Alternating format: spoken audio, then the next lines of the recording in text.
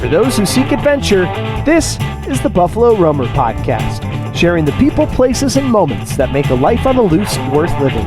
The thing that's going to stick out to you most is when they open up that plane door. The cold is something like you've never felt. The jungle is so thick. Even if you had a machete, you couldn't get through it. There's a huge blonde grizzly bear. And when it saw us, this thing put its head down, stomped on the ground, and hissed like an alligator. I just crossed this brutal stretch of desert, and I was really suffering. I'm your host, Will Collins. I'm an adventurer, outdoorsman, and roamer of wild places. I've backpacked the Brooks Range, rafted the Grand Canyon, and have canoed from source to sea, both the Mississippi and Yukon rivers. I live for adventure, travel, fresh air, and diving into the unknown. And now, I hope to share my passion with you on the Buffalo Roamer Podcast. Here we go, episode 94. Thanks for tuning in. Should be a good one. Thank you to SREgear.com, family-owned and operated outdoor gear shop, to Soda Peak Outfitters. Experience true Wyoming wilderness with SodaPeakOutfitters.com, and Fischel Paddles, makers of fine handcrafted wooden canoe paddles. Check out BuffaloRoamer.com to find out a little bit more about what we got going on there, trips and just info about me, all past episodes up there too. And without further ado, episode 94 with John Chase of Paddling the Blue Podcast and PaddlingExercises.com. Let's do it. John, you got a perfect view back there. It looks like a nice day for an interview outside, huh? Oh, absolutely. This is an absolute beautiful day up here in northern Michigan, and this is our backyard, so not so terrible. Yeah, I say so.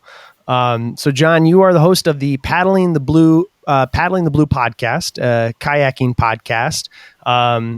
Tell me a little bit about tell me about your podcast and kind of how it started and why it started, and just a little bit about the podcast. Sure. So my original, impetus for the podcast was Simon Willis. So Simon Willis, many years ago, 2012, 13, 14, something like that, he used to run a podcast called Sea Kayak Roots. And one time I think it was called Sea Kayak Podcast as well.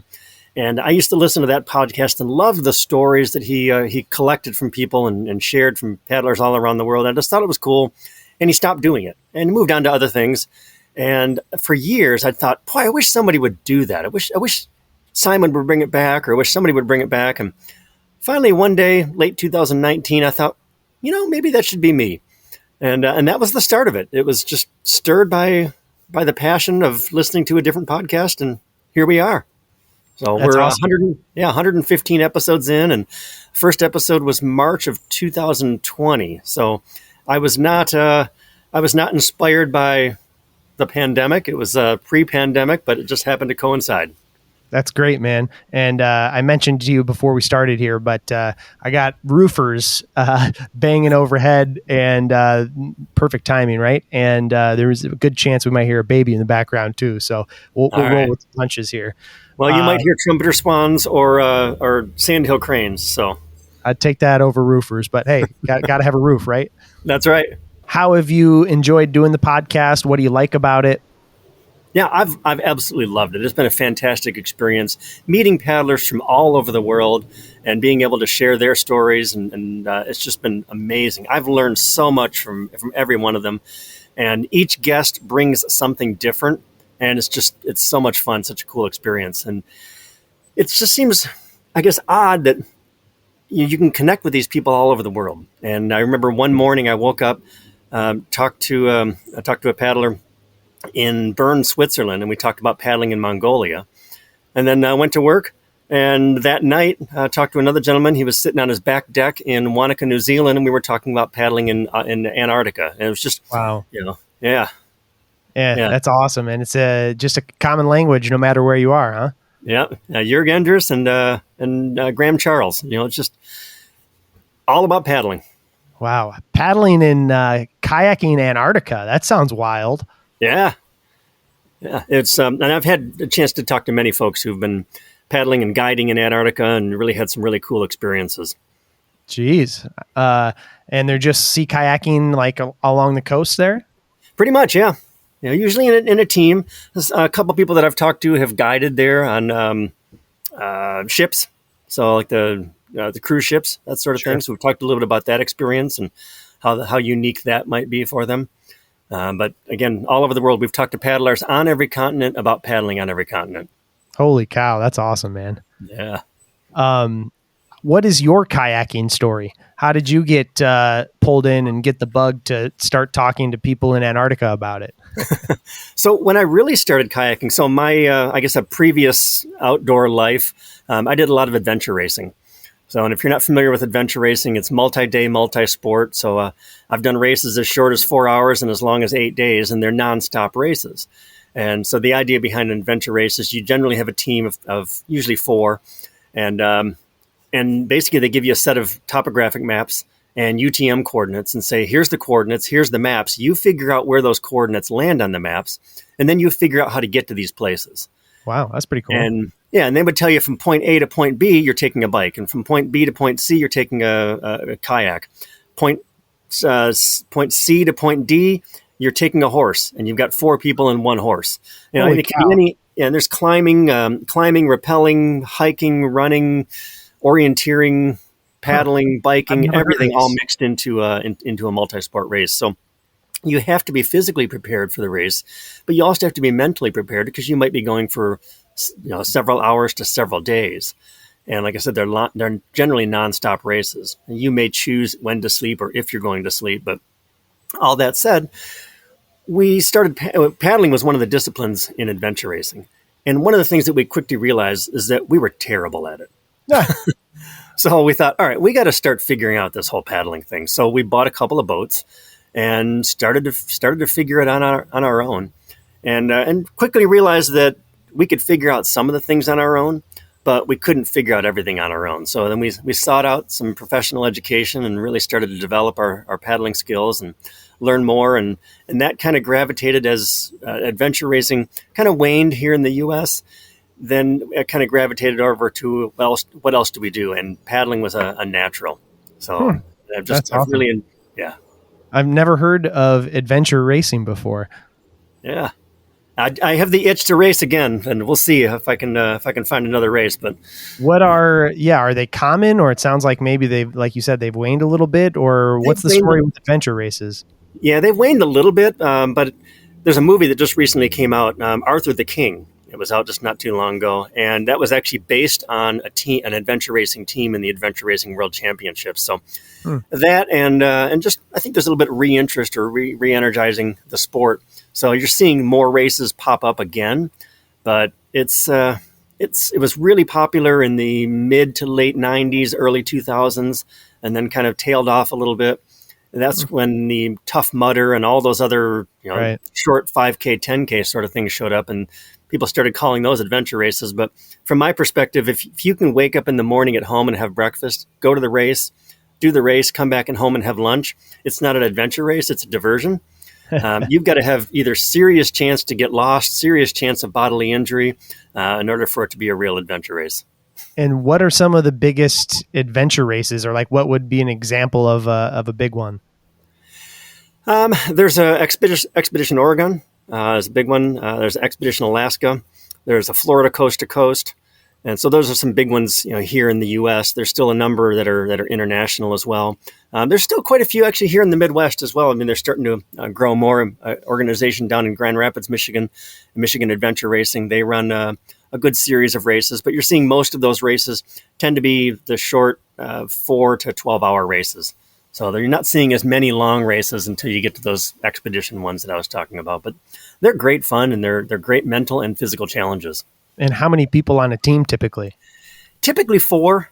There's different configurations, but a full team is generally 4. It's a mixed gender team. But there's doubles, and then there's solos as well. Huh, that's neat. So you discovered kayaking, and did you fall in love with it? Did you like the technical aspect of trying to get better at it? What was it that drew you to keep paddling?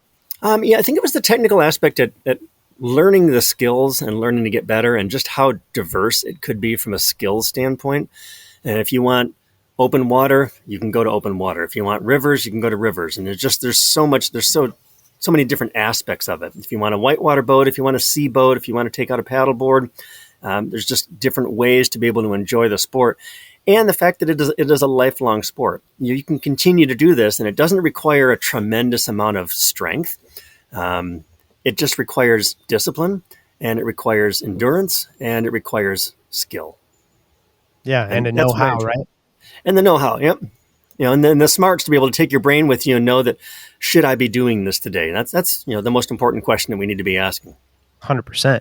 And so as you discover kayaking, you, I guess, fall in love with it. If you have a paddling podcast, I have to assume.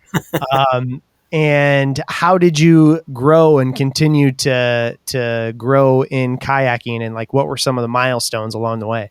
Yeah, so I was part of a club in Illinois, Prairie State Canoeists. And I was actually on a trip with them one time, and they had mentioned, there we go, Prairie State. Yep. So it was Prairie State. I was on a trip with them one time, and the person who ran the training program, Steve Laporte, at that time, we were talking a little bit, and it was probably one of the first few trips that I'd been on. And he just made a comment that he thought I'd be really good as an instructor, and that was something that he thought I should check into. And I had never really thought about that before. I had done some instruction in other disciplines before, but I hadn't done any paddling instruction. And when he said that, I thought, boy, that's interesting. Maybe I'll look into that. And my background prior to that, from the instruction standpoint, had been doing personal training for a number of years. And through that personal training, I was teaching people how to use their bodies and how to get more from their bodies. And so that progression transitioned well. And so Steve was the impetus to say, let's look at the instructional world. And that grew, and met more people in the instruction world, and sought my first certification in 2013, and I never looked back. That's awesome.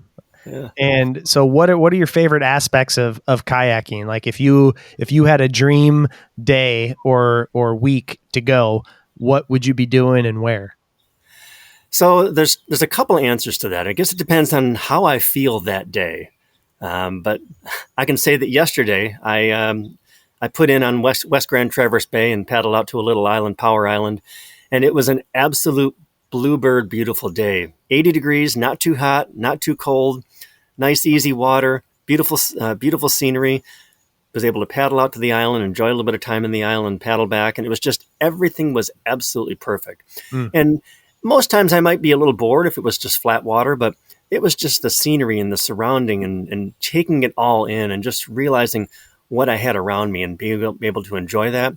That was a fantastic moment for me. So that's kind of, sometimes I'm really interested in that, but I'm also really, there's few things that are as fun in a sea kayak as surfing a sea kayak.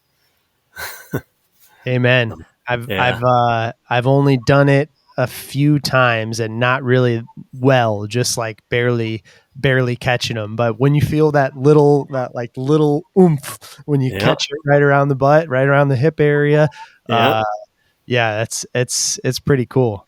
Yeah, the first times I tried to surf, it was like being inside a washing machine. The waves would just throw me over. I'd looking at the water as opposed to looking at the wave, and watching where I shouldn't go, and ended up just ripping me out of my boat, until once I learned kind of some of the basic fundamentals of surfing a sea kayak, then it's just been fantastic ever since.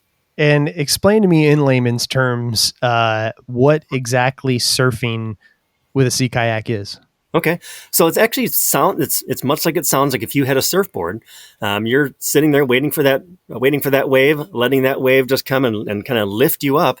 And these are just typically waves on an open lake or the open ocean, right? You're not like a surfer would go to a break, right?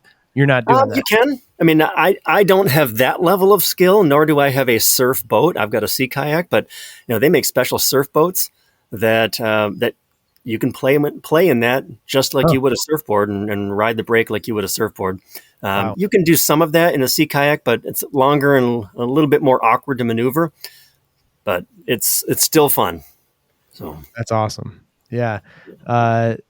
I've noticed too, a big thing that seems like I keep seeing and seems like is growing in popularity, at least in the West, is just river surfing in general, not with a kayak, but like with a boogie board or a surfboard at a standing wave on a river. I don't know. Have you seen any of that?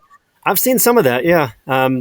Used to be a whitewater course, or there's a whitewater course where we used to live. We used to live in the Chicago area.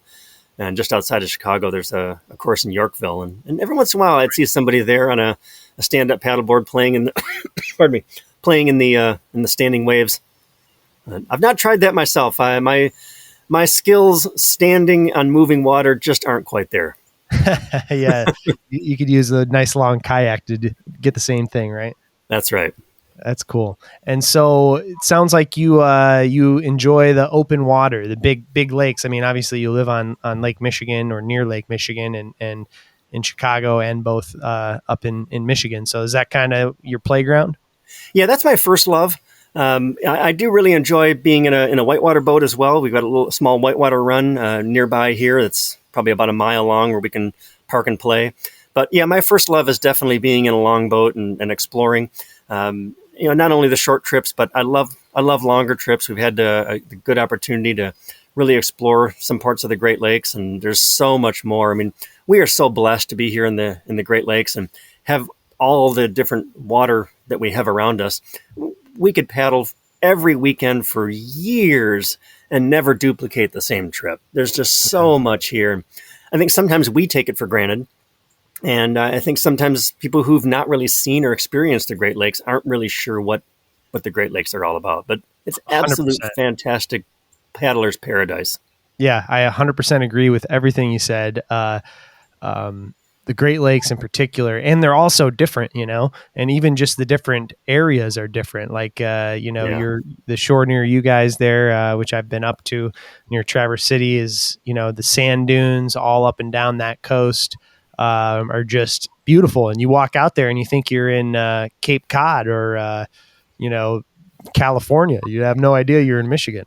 Yeah, the water here is just, it's this Caribbean blue, and you see multiple hues of blue. I mean, on a day like yesterday, outstanding. There's nothing like it. It's amazing. And I think you're right too, Ed. It's completely unsung. So I grew up in Northern Illinois, not too far from where you were based for a long time there in outside Chicago. And as a high schooler and middle schooler and as a kid, I never really understood what was around or enjoyed, going outside around here. It was always like, oh, I want to go to a trip to Colorado or, to the mountains or whatever it may be. So after high school, I went to college in Colorado and stayed away for, I guess, about 10 years or so, maybe a little less. Moved back to Illinois here 5 years ago. And it's since I've been back, it's like exploring all of the little lakes, all of the rivers. I'm directly between an hour and a half to the Mississippi River, the mightiest river in America in my book, and Lake Michigan to the east. It's like the just so much water and all of the lakes and streams. I had no idea as a kid how much, stuff was in the Midwest that was available, especially with a boat, right? Right. Yeah, I mean, adventure is in our own backyard. We sometimes forget that we don't have to take the multi-day trip. They're great, but we don't all have the means and the time and all that to be able to do that. But a quick weekend exploration or even an overnight trip can make all the difference in the world. And we've got so many areas right nearby that we can do that. Totally. What are some of your favorite places along Lake Michigan? Like, how would you describe them? Or I guess in any of the Great Lakes, how would you describe them to somebody who had never been there?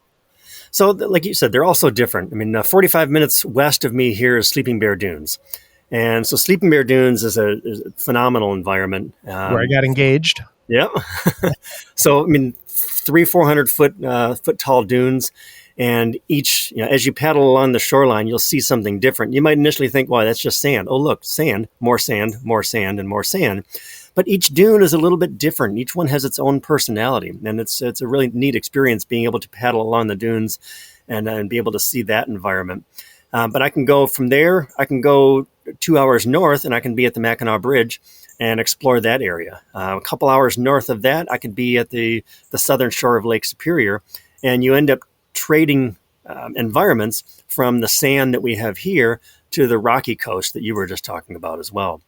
I can go 4 to 6 hours away from here and be over in Canada's Georgian Bay on Lake Huron, and which is a whole different experience with its low rock, the low granite that's just been smoothed and it's just a really unique environment there as well. So each one has its own personality. I don't know that I have a specific favorite. It's just, again, that kind of goes back to when you're talking about the different paddling disciplines. It's what do I feel like today? What do I feel like for this particular trip? I mean, the Manitou Islands off Sleeping Bear Dunes, they're constantly calling me. That's something that I've got to check out. The Les Chenaux Islands is another beautiful area just up near Mackinac. There's always something different and always something to explore. It's funny too. I don't know if you've found this or not, but I found on the podcast, similar to you, I've talked to people. I don't think I've talked to 7 continents. I've talked to people about Antarctica, but definitely not from Antarctica. But I've talked to people all over the globe, and I have listeners from all over the globe.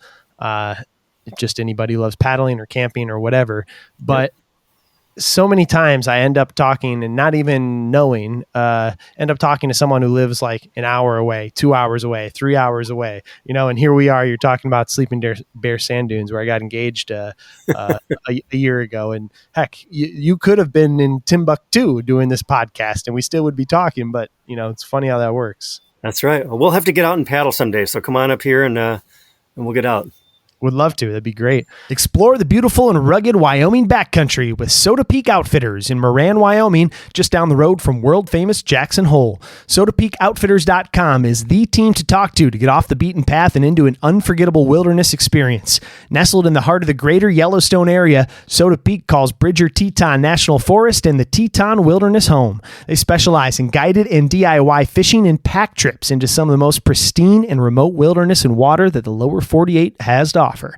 Pack trips by horse, mule, or llama make getting deep into the rugged backcountry doable and makes it a Western adventure in itself. I know one of the trips that I'd love to do is their thoroughfare fishing trip, where with a horse pack team, they take you into the headwaters of the famed Yellowstone River to fish and explore over 5 days. Untouched water, rising trout on a summer morning. Yeah, that sounds right up my alley. They also offer a single-day guided fishing trips as well as trail rides and more. Their pack trips are a great way to disconnect with civilization and reconnect with nature and the mountains. Charles is one of the owners there and the guy to talk to. He can help you tailor a custom trip or get you signed up for any of their classic adventures. Check them out at SodaPeakOutfitters.com. That's soda like the drink, peakoutfitters.com, or give Charles an email at charles@SodaPeakOutfitters.com and use code BR2024 at checkout for 5% off any trip you take with Soda Peak. That's BR as in Buffalo Roamer 2024.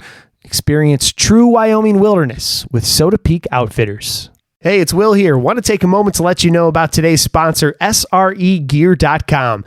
SRE Gear is a family-owned and operated outdoor gear shop in Black River Falls, Wisconsin, and they have everything you need for your next adventure. Whether you're camping, backpacking, hiking, paddling, or just getting out there and exploring, SREgear.com has the gear you need to get you to those places you love. I recently picked up a new Garmin InReach from SRE. I needed a new communication device for the guided canoe trips I've been leading, and after talking through a few options with the owner, Nick, there, he helped me sort out what I needed and get squared away. And that's one of the things that sets SREgear.com apart is the unbeatable customer service. Call or email with any questions, and you'll talk with the owner, Nick, or someone there close to him. So before you go and buy any outdoor equipment from a big box store, be sure to check out family-owned and operated SREgear.com. And be sure to use the discount code WILL at checkout for 10% off your first purchase. That's discount code WILL at checkout for 10% off. SREgear.com. Great gear, great prices, unbeatable customer service. Actually, when we were up there last time, we bought paddle boards kind of as an engagement weekend thing. We bought just some cheap blow up paddle boards, and we went out that weekend on Traverse Bay. Just gorgeous, man. Absolutely. Very cool. So what I do up here, in addition to paddling, so I'm the Parks and Recreation Director for Grand Traverse County, so our local county up here. And so we've got about 1,600 acres through 9 parks that we manage all throughout the county. And one of those parks is a park called Power Island, and it's out in West Grand Traverse Bay. It's our own little paradise, and so it's about 3 miles from the nearest boat launch. And so it's a real easy place to be able to just paddle out to the island. We've got 15 campsites on the island, and can really have just a complete getaway. And you're only 6.5 miles from Traverse City. when you start that paddle, and it's a pretty special place. So to be able to have that is pretty cool. So come on up sometime and we'll take a little trip to Power Island. You probably saw it from the bay. Yeah, I'm sure we did. I would love to. That'd be a blast, and definitely it's on the list to get back up there for sure. How about the other trips? And I know you have a book about training for paddling, and you do some trips as well through your website, and you do training courses, right? Yes. So my primary thing is I'm an ACA instructor. So I'm a level 2 coastal kayak instructor. I'm a level 3 coastal kayak instructor and a level 2 instructor trainer. So in that capacity, I support new instructors and help them gain the skills, knowledge, and abilities to then take that to the level of being able to help other people learn how to be instructors or learn how to paddle.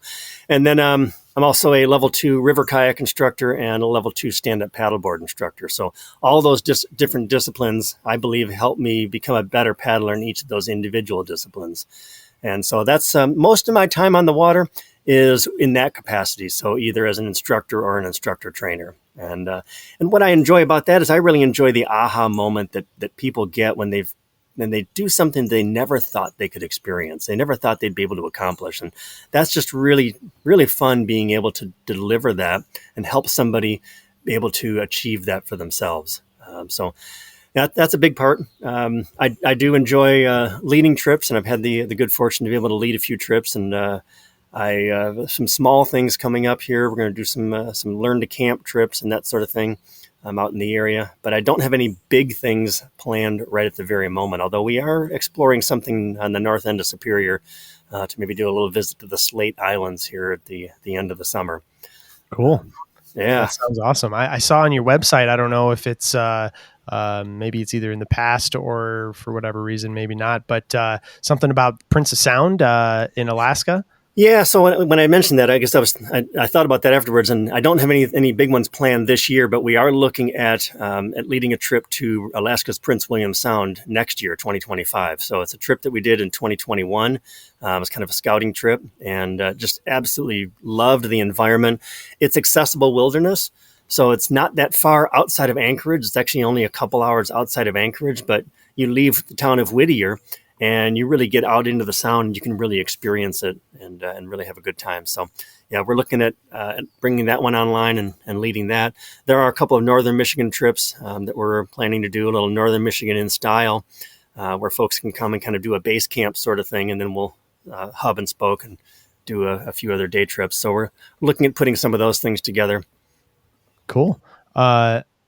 Prince, what is it? Prince William Sound. Prince William Sound. I mean, when I hear that, or when I think about it, the images of, floating icebergs and killer whales and all that stuff comes to mind. Is that accurate, or is it something else? It's pretty accurate, except, so I think I must be wildlife repellent.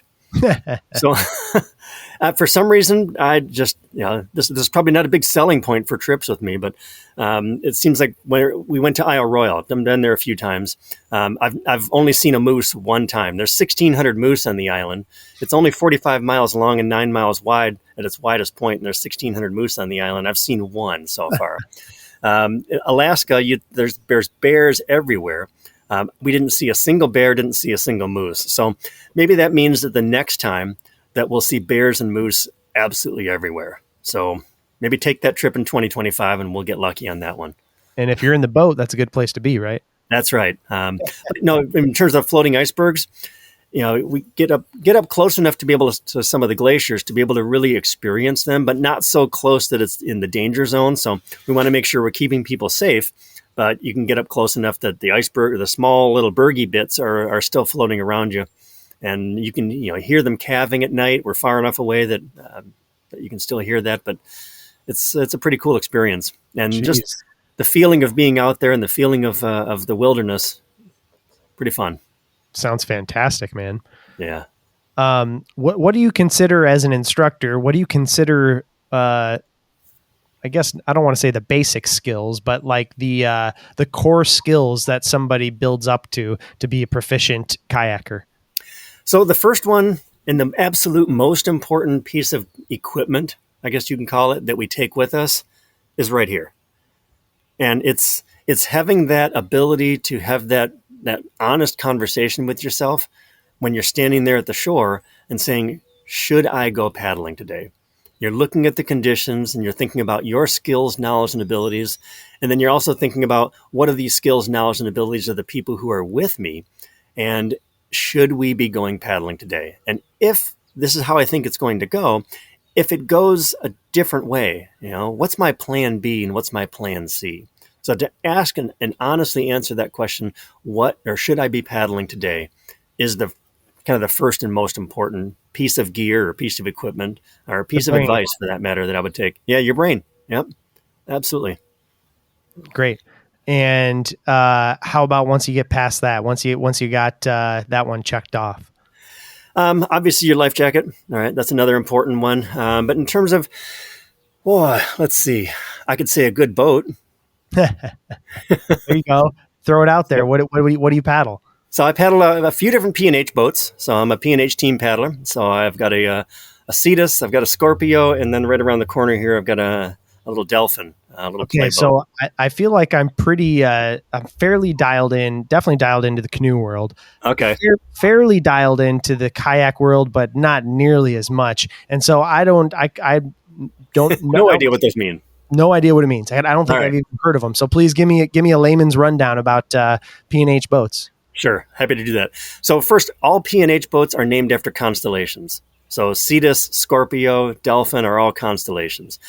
Each one of those boats kind of has some different personalities and different characteristics. So the Cetus is my sea kayak, or my true sea kayak.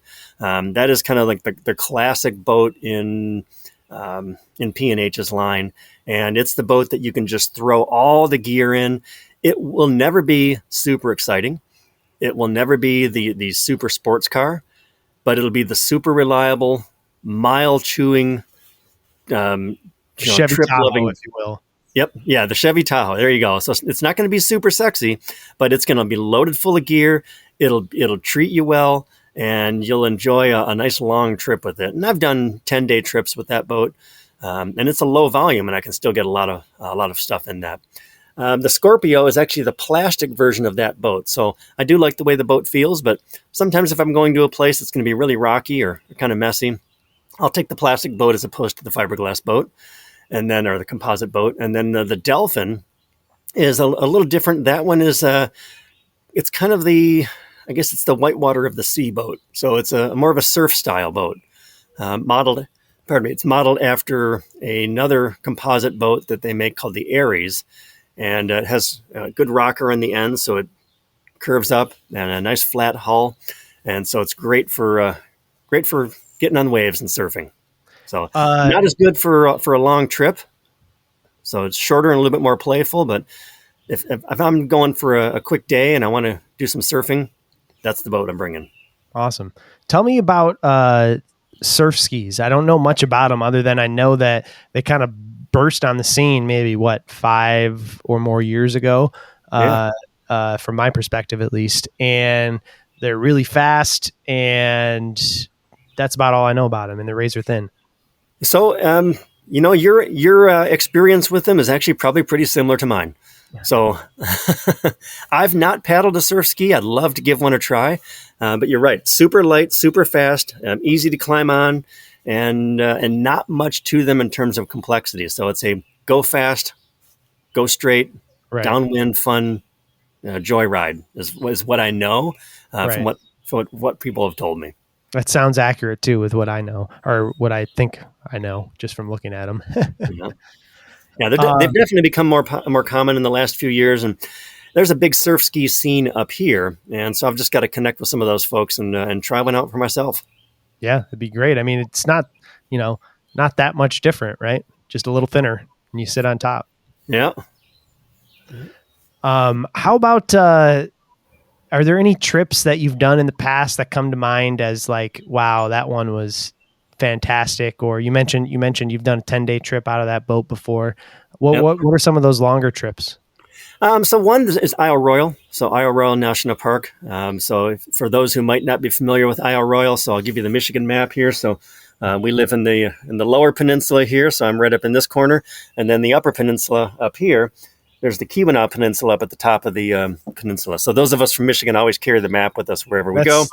That's very good. I like that. I've seen, of course, the Mitten a lot, but I haven't seen the UP up there. Yeah, if you're really good, you can do both. So the Keweenaw Peninsula up at the top here, that's the jumping off point to go to Isle Royal. So it's basically 52 miles northwest of the top end of the Keweenaw Peninsula. Then you would reach out to Isle Royal National Park. So 52 miles from Michigan.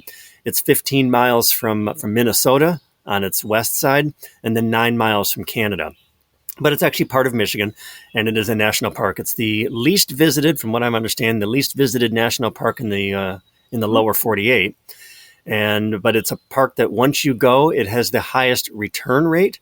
So Really? once you go, you're going to go back because it really is a special experience. And it's got a lot of different kind of zones, if you will, as well. So if you want beach kind of areas, you can go in let me think of what that would be, the southeast, I guess you could say. Yeah, it's like the first crease on your thumb, right? Yeah. There's there's sections you can go if you want to find beach. There's sections you can go if you want to find rocks, and there's just all old growth forest, and there's some old growth forest, and then just some really beautiful areas and just beautiful waters up there. It's a really special place. And so we did a 10-day trip up there once, going through the Five Fingers area, as they call it, which is kind of the northeast part. When you wrap around an area called Blake Point, and then just explore all the little coves and that. And there's a lot of folks that still have life leases. So when the Park Service took over in the 30s and 40s, I forget exactly when it became a park, but there were families that had cottages up there.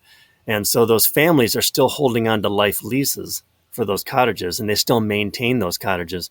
But then there's also places that have since been abandoned, that the Park Service now kind of owns that, and you can explore the grounds of those. And it's just really neat being able to go there and imagine what that must have been like in its fishing heyday and its resort heyday. It was actually a resort area where people from the Midwest would end up going up there to avoid hay fever, because they'd get out in the middle of the lake and really experience it. But yeah, really a special place. So that's one of those. I mentioned that Keweenaw Peninsula, so that whole peninsula here. I had the opportunity to do a solo of the Keweenaw Peninsula a few years ago. Oh, wow. And basically it started up on one side and then soloed all the way around to the other side. So 120 something miles over the course of a few days, and that's another one. The outside, I guess I'll call it, so the side that faces Isle Royal and faces the open lake, a lot of rocks, and you're exposed to the lake the entire time. And then you wrap around the inside of this piece here, wrap around the inside of the peninsula, and it instantly turns to beaches and sandstone walls, and some areas are really a cool experience there as well. And that's a place that it's really special as well. I'd love to get back there again in the next year or two. Huh. How does landing on that like lakeside shore and finding camp spots and such, what does that look like? There's actually quite a few spots that you can land up there on that lakeside, the outside. Basically, you're just looking for like little natural coves or somewhere where there's just a hair of shelter. Yep. There's really no there's not much in terms of established campgrounds or camp areas there. So it's kind of camp as you find it. Some of it may be a little bit of stealth camping. That's okay. We're all right with that. You come in late. You make sure you minimize your impact, and then you leave it better as you found it. Leave it better than you found it. And I'm looking for you're looking for places that aren't near anything else and aren't near other people, so you're not interrupting anybody's time. Right. Huh. That's cool. Yeah, that sounds like a neat one too. Yeah. We've been talking about leading a trip up there as well, so that one might show up here on the calendar soon. That's great. Yeah, I've done a little bit of sea kayaking, but it's been a while. But it always feels good to be on that open water, man. Even on just like lakes around here, I always like going out into the middle of the lake and just, being out at the spot where it's the widest. Yeah. And just kind of taking in like the vastness of the water. Yeah. So for you, just out of curiosity, what's been some of your favorite trips? Oh man, lots of them. I mean, of course, the two big ones that I did, the Mississippi River through paddle and the Yukon River through paddle, 103 days and 70 days. Both of those were, just fantastic. There's so many, and I've been, so lucky to do so many and smaller ones in great places. The one that always comes to the tip of my tongue right now is the Green River in Moab, Utah, which I lead guided trips there to. And it's just absolutely spectacular. It's huge, big red rock cliffs. I don't know. Are you familiar with it all? At all? Vaguely. Yeah. Vaguely. I've seen pictures, but have not had the opportunity to be there. Yeah, huge. It's desert living, so it's dry. Depending on the time of year you go, it's warm, but not. I usually like to go in either May or October, so it's not scorching hot, and you just have beautiful sandy beaches and campsites and huge red rock cliffs. Yeah, that one's, and it's really deep and remote in there too. Once you start, there's no really getting out of the canyon other than paddling to the end, which is cool. Very cool. One of the ones that I've had on my mind, we'll see. It's kind of a far off. I don't know what to say. A twinkle in my eye, maybe, but I'd be interested to hear if you've ever talked to somebody who's done it. Is paddling across Lake Michigan from Chicago to Michigan. Yep. So that's actually something on my personal bucket list as well. And it's one of those that there's really no point to it, right? It's just open water, 50 something miles of open water, and probably mind-numbingly boring from some of the people that I've talked to. But I did have an opportunity to talk to Mike Stout. Talked to him a year and a half, 2 years ago, something like that. And Mike has crossed Lake Michigan solo, I think 5 times, 5 or 6 all times. In different spots or in the same spot? Pretty much the same spot. And where does he go? He goes from northern Wisconsin across to, I want to say like Ludington, Michigan, something like that. I forget what, not Rowley's Bay, but there's a Rayleigh's, I think, Rayleigh's Point. And I wonder, is there a particular reason he does that route, or is he just from the area? Or I think that he had family that was over in the Ludington area or wherever that is, and it was just easy to be able to get to or to and from. So, that was he's done it quite a few times. But yeah, that's something that you just want to do it to say you've done it. Yeah, it's like every time I'm standing on the shore, I'm looking out to the horizon and it just looks like an ocean, all blue. You can't see anything. And it's like, you look at the map and it's like, on a calm day, I think I could do that, Yeah. So maybe we'll have to do it and we'll record an episode as we're doing that together. Maybe before and after, John. There we go. So I've had the opportunity to interview a lot of Irish paddlers. Okay. And that's one of the things that's on my bucket list. At some point, someday in my life, I'd love to be able to circumnavigate Ireland.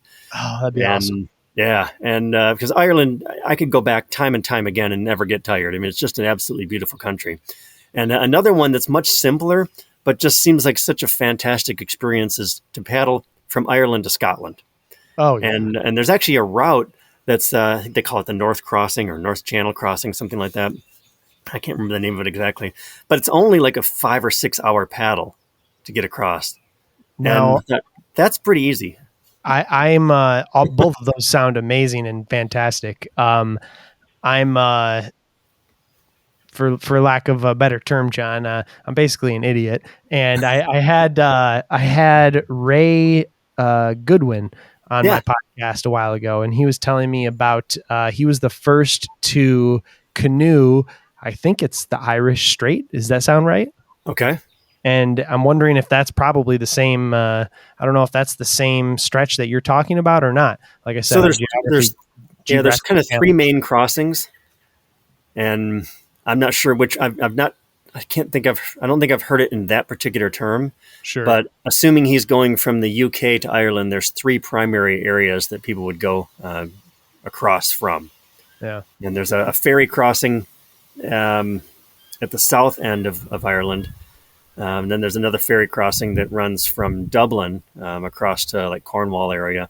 And then that other shorter crossing that's at the north. And so I don't know if he did one of those or if maybe he did something bigger like Ireland down to Spain or something. I don't know. I'd have to look at that. I'd have to go back and blowing. listen too. But I know that he did it in a canoe with a sail, and was the first to do it at that time.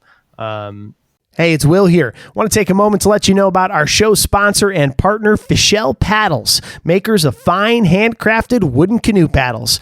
I spent a lot of time paddling rivers and lakes, and Fischel paddles are the best canoe paddles that I've come across. I use the Ray Special model myself, and I outfit all the guided trips that I run with Fischel paddles too, because I think they're the best. Each paddle is handmade by Greg Fischel at his shop in Flagstaff, Arizona, from a single piece of wood. What I love most is the shape and feel of the paddle. Other than being beautiful and efficient, it puts less strain on your shoulders and arms than a typical paddle would, while actually giving you more control and finesse with each stroke. Plus, the shape of the blade just feels right cutting through the water. All paddles are customizable from the type of wood, whether that's cherry, ash, or maple, to laser engravings, and my favorite, which is the leather strap that Greg pins around the shaft so that it doesn't get beat up as you run along the gunnels, prying off or doing the J-stroke in the back of the stern there. So go get yourself a Fischel paddle now and feel the difference. Use the code WILL at checkout. That's WILL to get a free wooden paddle hanger with any paddle purchase. That way you can show off and organize that new handmade paddle. Check them out at FischelPaddles.com. That's FISHELL paddles.com. Fischel Paddles, handcrafted wooden canoe paddles. So you've been to Ireland then? I have, yes. I've been there a couple times. I imagine the coast is, like what they show on TV, just like huge crashing waves, big seas. I wouldn't think it to be super hospitable to sea kayaks, but I don't know. The West Coast they refer to it as the Wild Atlantic Way, and it's a great marketing slogan, and it truly is the wild section of the country.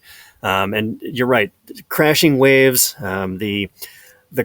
the contrast between the blue of the ocean and the green of the land is just mind-blowingly beautiful.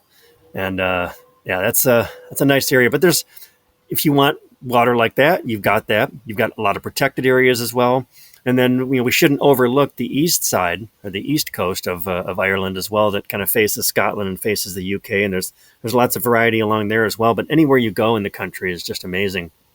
We were there on a family trip back in 2015, and I knew that I had to get on the water and just at least experience it a little bit. So I went out with the Atlantic Sea Kayaking folks. Jim Kennedy and his crew took me out and explored the waters out there just a little bit. But that was just a little taste for a little day trip. And then ever since then, and after all the Irish paddlers that I've had the good fortune to talk to, I can't get it out of my head.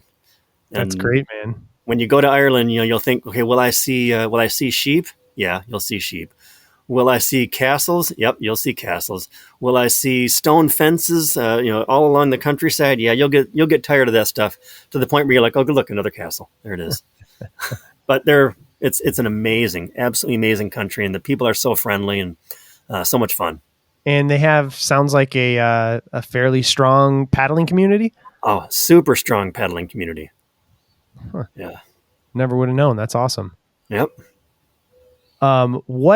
Where at what point does it get too big, or what type of water are you comfortable in, and what type of water are you calling it?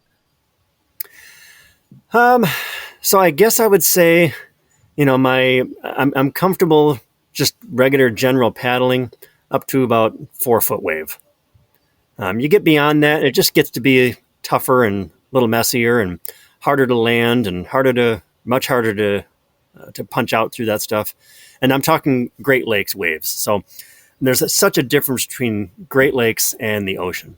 Here in the Great Lakes, when we talk about a 6-foot wave, well, we've got a 6-foot wave with one second period. And so if you're familiar with kind of how they relate that, that period is basically how frequent is a wave going to come in. So on the ocean, you might have 6-foot swell with 6-second period, or which is totally different than a 6-foot swell with a 12-second period. And the reason that they're different is that the longer that period, it's kind of like a balloon. You're filling up a water balloon. So the more time you have to fill that balloon, the more volume there is in that wave. So it might only be 6 feet high in terms of its swell, but it's got a lot of volume behind it. So here in the Great Lakes, we might have a 6-foot wave, but it's 6-foot wave, 6-foot wave, 6-foot wave, and they're just coming at you constantly.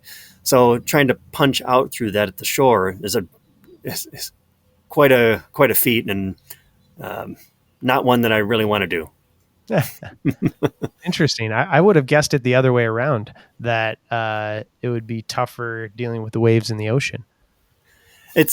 There's so much more power in the waves in the ocean, but they're so much faster here. And everything we have in the Great Lakes is basically wind-driven waves. We don't have swell, we don't have current because we don't have tides. So we've got to wait for the wind to come, and the wind is what's going to create that for us. How about your podcast? I know you've mentioned, we talked about some of the Irish paddlers you've had on, and a few of the other folks, but are there any guests that, you're well over 100 episodes now. Are there one or two that come to mind as like, man, that one was awesome, or that story was awesome? Each one, just like the paddling environments, right? Each one is so different. Each one has their own personality. So they've all been an absolute dream, an absolutely fantastic time to be able to enjoy. But there's probably one that has really stuck with me the most, and that was actually episode number 2. Oh, wow. Yeah. And it was Jake Stahoviak was the subject of that episode. And so Jake did a paddle that he called the Portage to Portage paddle. And so Jake started at his home in Portage, Wisconsin, and he got on the Wisconsin River, and effectively he paddled the Wisconsin River to the Mississippi River, and then the Mississippi River out to the Gulf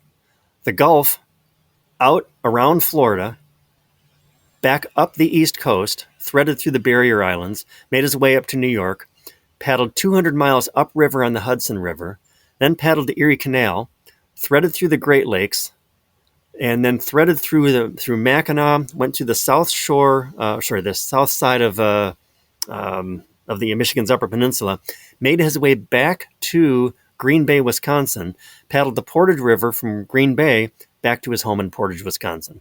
Wow. So 5,740-mile voyage. And the stories that he came away with that, and the pure love for paddling and the love for life that Jake exhibited through that and through everything that Jake ever did, just really made him a special person. And unfortunately, we lost Jake a couple years ago. Darn cancer. But his legacy will live on, and he's got some great friends and some great stories. Holy cow. I bet, man. Stories and friends all over the country. Yeah. And, Jake was just one of those people that you wanted to be like Jake. He was such a good person that, that you couldn't help but feel his energy when you were around him. And that came through in his recording, in his episode. And he was a special guy. Wow. So, like I said, each episode has just been amazing, but his just really stuck with me. And in part because I knew Jake, and he was somebody that I only saw twice a year, but every time you'd look forward to it because you'd say, I get to go see Jake and I get to hang out with Jake, and and it was a good experience. Wow. Amazing. Episode 2. I'm going to have to go listen to that one. Yep. How about... We did a tribute episode. So after he passed, we did a tribute episode. And I think it was number 76, if I'm not mistaken. And it was remembering Jake Stahoviak. And so I had an opportunity to interview a bunch of his friends and about who Jake was and his love for life. And then took pieces of that original episode number 2 and then wove that into the stories with his friends. And by far the most technically demanding and emotionally demanding episode that I've ever recorded. I can imagine, man. That's it's heavy, but it's heavy with love too, right? Absolutely. That's tough. How about My other favorite episodes are probably, this is going to sound weird, but the episodes that I haven't done yet, because it's what's coming up. You know, who can I talk to next? What story will I be able to share next? That's great. How have you found connecting and getting with guests? Was it a struggle at the beginning and it's become smoother now? Is it still a struggle? Has it ever been a struggle? Is it always smooth? It ebbs and flows. So, fortunately, my guests help me find other guests. It's a small world, and we all are connected in some way, shape, or form. So they've had some great experience, and they met somebody else along the way, so they'll refer that person, and that person will refer somebody else, and continues on. It started out by interviewing friends and people that I knew, and people that I'd paddled with, or people that I wanted to paddle with, and some of it was just being bold and stepping out and sending an email to Jeff Allen in the UK and saying, "Hey Jeff, I've just started this podcast. Nobody's heard of it yet, but would you like to be a guest?" And Jeff jumped at the chance, and we had the chance to talk to Jeff about paddling around Japan. Wow. And it's just, neat experiences like that, or talking to Justine Krevengen about paddling the length of the Aleutian Island chain in Alaska. And it's just been reaching out to folks, and people have been so welcoming and so eager to share their stories. It's been good. That's great, man. Yeah. When I first started, we talked about this a little bit before we started recording too, is that I think the first year I did try to do every week for a while, and pretty demanding with guests as well. But I was like kind of always not struggling, but always like worried about who the next guest was. And now, after doing it 4 years, I rarely even really think about it. Most of the times I have a few back, stocked up, not always, but most of the times. And when I don't, the very rare times I don't, I've made such good friends with people that I'll be like, oh, I'll just shoot, XYZ a text and see if he can hop on with me this week. And yeah, it's been great and cool meeting people in the community. Yeah. I mean, I won't lie. And, there's sometimes life gets in the way, and when life gets in the way and you don't get a chance to source new guests and to reach out to new guests, the backlog of recorded episodes gets thin. And, but then gives you that spark to be able to go out and source different guests. Totally. What did he say his experience kayaking around Japan was like? Well, I would tell you, listen to it. Listen to Jeff himself, and he'll basically be able to give you that. But again, another neat experience of being able to explore a land that hasn't had as much exploration from a sea kayak standpoint. I mean, how many people have you heard of that have paddled around Japan? None until just now. Right. And for me, it's been one. Yeah. And actually, he paddled with Hadass Feldman. Sorry. So there were two, but those are the only two that I've heard of. Certainly somebody else has done it, but it's not something that's as common. No, that's for sure. People paddle around the UK, and they paddle around Ireland, and of course Freya paddling around everything. Right. But you don't hear about that very often. So you have a book as well, is that right? Yes. So that's actually one of the things that I mentioned. I'd done personal training and still hold that certification. But I wrote a book back in 2013, 14, something along those lines. I think it was 2013. And it's called Power to the Paddle, Exercises to Improve Your Canoe and Kayak Paddling. And what got me started on that is I went to a paddling expo. It was Canoecopia, where you and I have met before, in Madison, Wisconsin, the world's largest paddling expo. And a great experience, great event. And one of the things that I kind of recognized at the event is there were a lot of people that were super passionate about this sport. They love to canoe, they love to kayak, they love to paddleboard.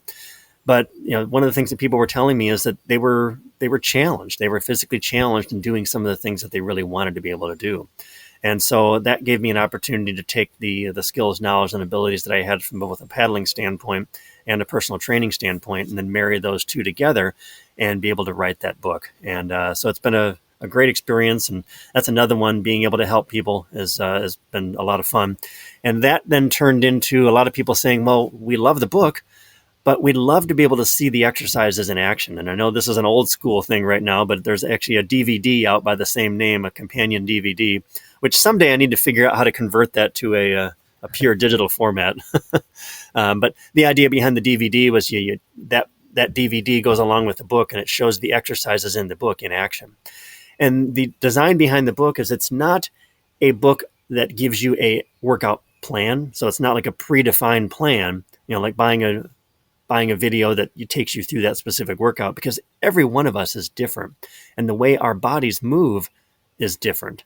So what I teach you in the book is how to create a workout program that meets you and basically how to develop that. And then I show you different exercises that you can fit into the different components of that. I mean, there's 7 different ways that our bodies move.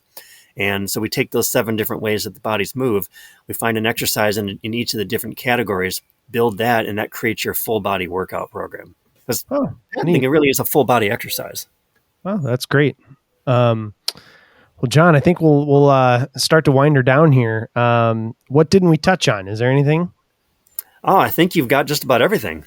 Well, that's pretty good then. I'll take that. Yeah. Where can we, obviously the podcast is called Paddling the Blue. Paddling the Blue, yes. And you can find that at Paddling the Blue. Yep. Yeah, if you're listening to this podcast, you know where to get podcasts. So Paddling the Blue. And you were saying your website there? Yeah. So the Paddling the Blue website is simple. It's paddlingtheblue.com. And just as you mentioned, you'll find Paddling the Blue either at paddlingtheblue.com or anywhere you find your favorite podcasts will show up there as well. Just look up Paddling the Blue, or you can just Google that. And then from all my instruction, so for the kayak programs, the stand-up paddleboard programs, and that sort of thing that I lead, as well as the trips. And I also do wilderness first aid and CPR AED instruction, and then the instructor trainer program. So I list all of that at paddlingexercises.com, where you'll also be able to find the book and the DVD. Great. Wonderful. John, any last thoughts? I've enjoyed our conversation. Yeah, I have as well, Will, and I appreciate the opportunity. Thanks for inviting me on the show. Big fan of the show, so appreciate the opportunity to join you, and we'll look forward to connecting here soon again as well. All right. Get you up here and do some paddling. Hey, we need to make that happen for sure. And there you have it, episode 94 with John Chase of Paddling the Blue podcast. Thanks for tuning in. If you enjoy it, give it a 5-star rating on Apple Podcasts or Spotify. It's a little thing you can do that really helps the show, goes a long way. It's something easy. Make sure you're subscribed as well so you get the latest episodes. Check out BuffaloRoamer.com. I got all kinds of stuff up there and some future trips coming up here that you could join me on a wilderness trip. That would be a blast. We'd love to have you. Thank you to SREgear.com, SodaPeakOutfitters.com, and FishelPaddles.com. And if nothing else, go get on the water, get on the river, get outside, go for a walk, get some fresh air. Take it easy. We'll talk to you next time.